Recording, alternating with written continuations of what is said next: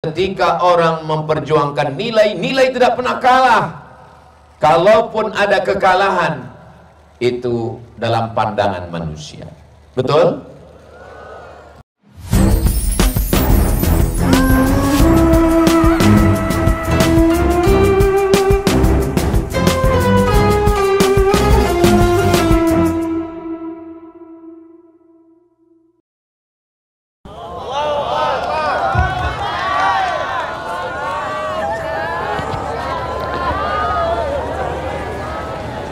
Bismillahirrahmanirrahim.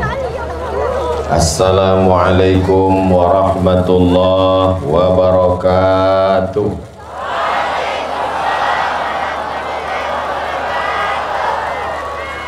Susunan soft kita malam ini seperti jagung kurang hujan. Maklum karena sebagian tanah becek. Bapak Ibu bisa hadir malam ini semua ke lapangan Valcilno. Ini adalah nikmat besar. Mudah-mudahan kita selalu bersama dan bersaudara. Apa kabar Bapak Ibu semua? Sehat? Alhamdulillahi Rabbil Alamin. Allahumma salli ala Sayyidina Muhammad wa ala ali Sayyidina Muhammad. Hari Kamis tanggal berapa itu ya?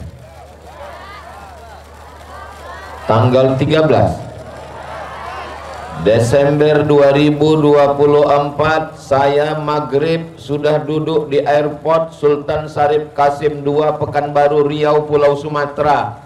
Akan datang menemui saudara saya nun jauh di bagian timur Indonesia. Ternyata, tunggu dulu sebentar.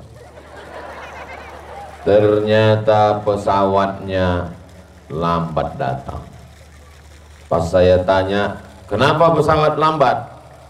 Itu artinya Ustadz naik pesawat. Kalau cepat itu ojek. Rupanya karena hujan, jadi pilot pesawat ini takut pesawatnya terpeleset, dia injak itu rem.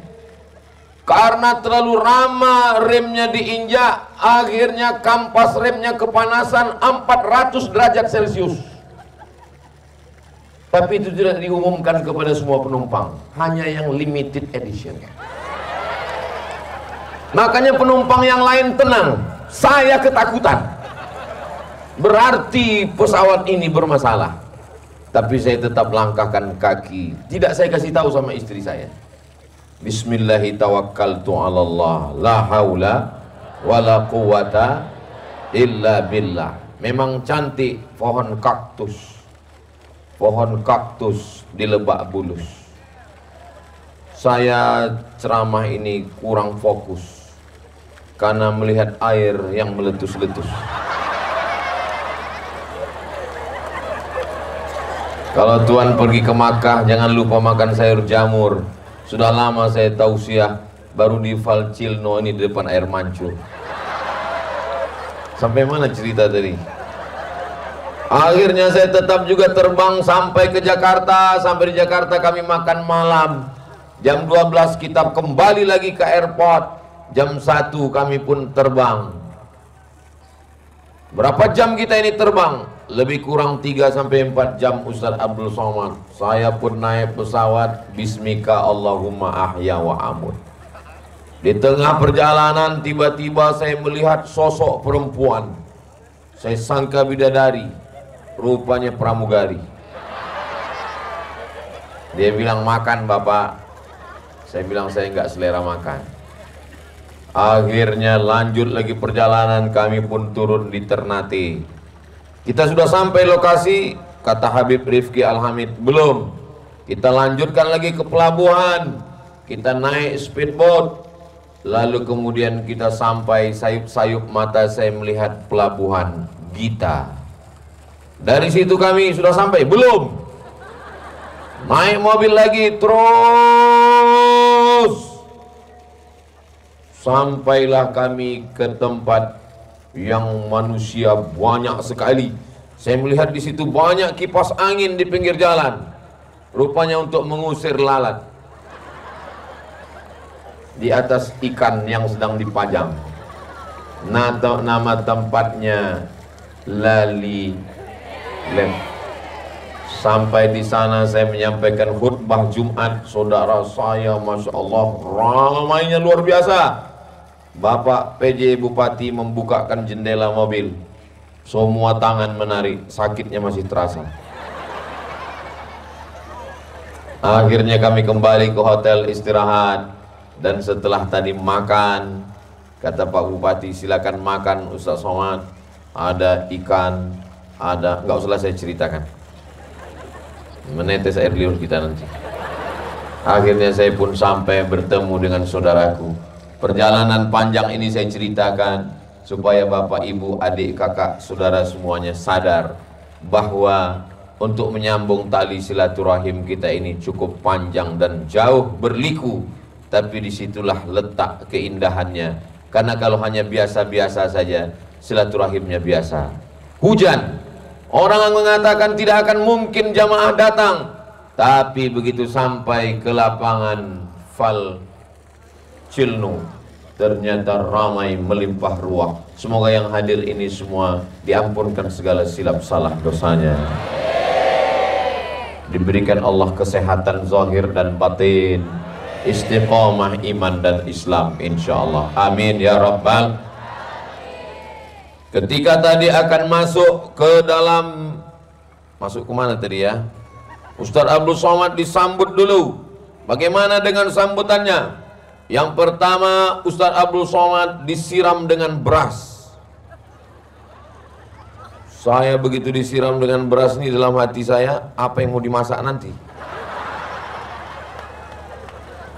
Ternyata walaupun kita jauh, saya berasal dari bagian barat Indonesia, Pulau Sumatera, sekarang sedang berada di belahan timur. Walaupun kita berbeda suku dan bahasa, tapi adat istiadat ada kemiripan. Di tempat saya kalau tamu datang juga disiram dengan beras, cuman berasnya warna kuning karena dicuci pakai kunyit. Di sini saya lihat tidak berwarna. Lalu kemudian setelah itu saya diberikan pucuk daun-daun. Setelah itu diberikan tanah. Saya nggak bertanya karena saya menjaga nama saya. Masa profesor nanya kan? Jadi saya diam. Nggak ada saya tanya Pak PJ, saya pura-pura tahu aja, saya nganggur aja. Padahal saya bingung apa ini mana. Habis itu kaki saya diinjakkan, kaki kanan dulu, setelah itu kaki kiri, maka saya tanda sudah sampai di bumi Faguguri. Mudah-mudahan kaki saya menginjak kemari, anak-anak saya Mizyan Hazik Abdillah, Sami Ahmad Mesbahi Ibadillah, anak cucu saya pun juga akan datang menyambung silaturahim ke bumi Halmahera Tengah ini insyaallah. Amin ya rabbal. Pilkada sudah selesai, menyisakan 1001 cerita. Apa ceritanya? Grup WhatsApp caci maki, sumpah serapah. Alumni sekolah pecah belah. Satu kasur, dua mimpi. Istrinya beda, suaminya lain cerita. Yang menang tertawa bangga, yang kalah jangan putus asa. Ustaz Somad enak aja ngomong begitu, Ustaz kan gak ikut. Saya memang gak ikut, tapi saya jurkam. Beberapa jagoan saya tumbang juga. Bagi saya kemenangan adalah prinsip. Kemenangan adalah memperjuangkan nilai. Maka ketika orang memperjuangkan nilai, nilai tidak pernah kalah. Kalaupun ada kekalahan, itu dalam pandangan manusia. Betul? Maka kita tatap ke depan. Apa yang perlu kita lakukan? Yang kalah, yang belum beruntung, tetap semangat. Kita perjuangkan nilai-nilai kebaikan dan kebenaran. Siap? Insya Allah. Adapun yang diberikan Allah amanah kemenangan, maka sesungguhnya kemenangan yang hakiki bukan menang pilkada. Kemenangan hakiki adalah ketika bisa memperjuangkan amanah yang sudah diberikan rakyat, menjadi pemimpin yang adil dan amanah di hadapan manusia dan di hadapan Allah Subhanahu wa taala. Mudah-mudahan semua saudara-saudara kita tidak hanya di tempat saya menyampaikan tausiah, dari Sabang sampai Papua semuanya menjadi pemimpin yang adil dan amanah insyaallah. Amin ya rabbal. Jangan kita habiskan energi kita untuk mencaci maki, sumpah serapah, habis suara, habis tenaga, habis keringat, sementara kita lupa sholat dan membaca Al-Quran. Padahal yang kita bawa nanti mati bukan sumpah serapah, caci maki di grup WhatsApp. Ingat Bapak Ibu, yang garang, yang seperti singa, yang seperti apa lagi ya, menyala di grup-grup WhatsApp, di internet, komen-komen di Instagram, di YouTube, nampaknya seperti jagoan. Itu kalau pas ketemu ternyata seperti kucing Anggora. Ustaz kok tahu? Saya sudah praktekkan. Dari mana datangnya cinta?